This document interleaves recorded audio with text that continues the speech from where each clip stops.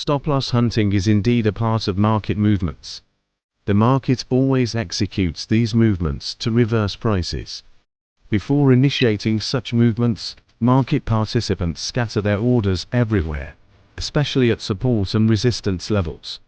These support and resistance SNR levels are what we call the FOMO zone, and the fear and greed zone, where many transactions occur.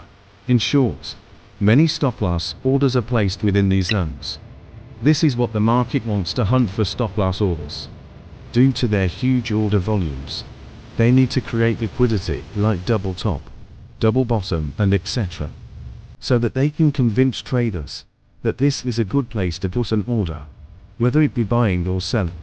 Hope you enjoyed, and don't forget to subscribe for more tips.